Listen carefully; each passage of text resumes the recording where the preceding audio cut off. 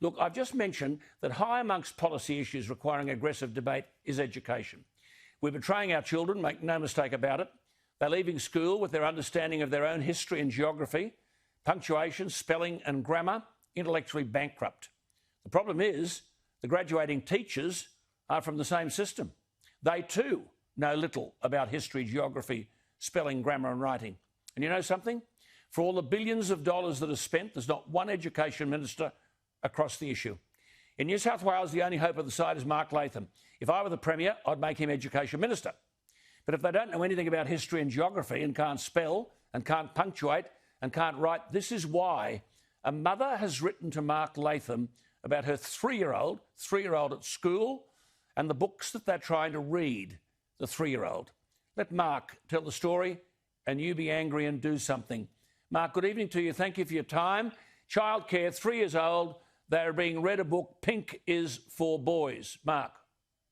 Well, Alan, this is at the Warriewood West a childcare centre, an outfit called Only About Children. They actually run 75 centres around Australia, and they've decided in the month of February that the children aged 3 and 4 need to be introduced to the topic of gender diversity.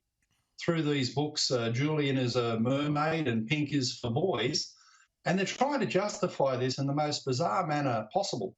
In New South Wales, they set up a thing called the Children's Guardian.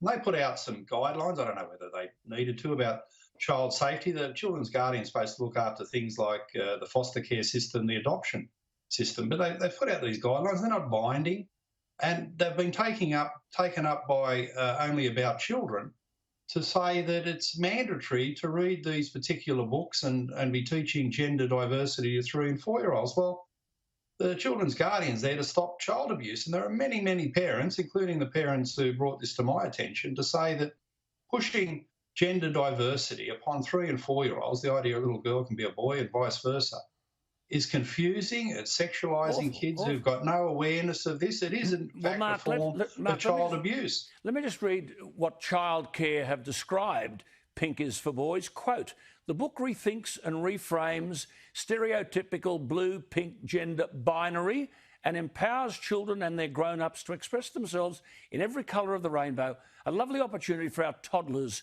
to learn more about identity, gender stereotyping, colours, acceptance, inclusion and diversity. Mark, they're 3-year-olds. I mean, this Julian is a mermaid, and they've got illustrations to enter the topic of gender diversity with images that can be discussed about gender diversity and a boy who desires to be a girl. 3-year-olds, Mark. Yeah, Alan, it's frightening. As the parents wrote to me, said that their child and the other children, they're learning how to go to the toilet, how to speak properly, how to do play, how to make friends.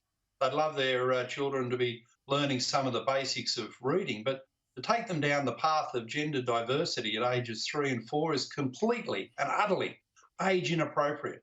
It just shouldn't be happening. No. And the justification for this is what's completely... the Education Minister doing? What's the Education Minister? Well, I think the main thing is for parents to be taking their kids out of these childcare centres, for the childcare centre itself to look at the material from their curriculum development officer who's got this all wrong. There's no justification. Well, there's an app. The parents can check it. The parents can check this Only About Children Warriewood West mobile app. There it is. There's an app there, Only About Children Warriewood West. It's available to all parents. I mean, as a 3-year-old, the child's still learning, as you say, Mark, to talk and use the toilet. This is childcare, planting thoughts in the little boy's head, totally inappropriate. Mark. And the federal and the state ministers should take off this centre, the registration. They shouldn't be registered to look after 3 and 4-year-olds. This is age inappropriate, and I regard it as completely wrong. And the children there are sort of becoming pawns in the political ambitions and ideals of these adults who run the centre, pushing something that just shouldn't be exposed. Like if people, when they're adults, want to make all these decisions, well, so be it. But 3 and 4-year-olds, there's a sickness in this, Alan, and the centre should be losing its accreditation to operate and look after 3 and 4-year-olds. Good on. I can't even bear to think of where we'd be without you on these issues, Mark Latham. And when's government going to put an end to this nonsense? I've not heard a syllable uttered by one Minister for Education, but our kids are being destroyed. Mark, We're very grateful for what you do. Thank you for your time.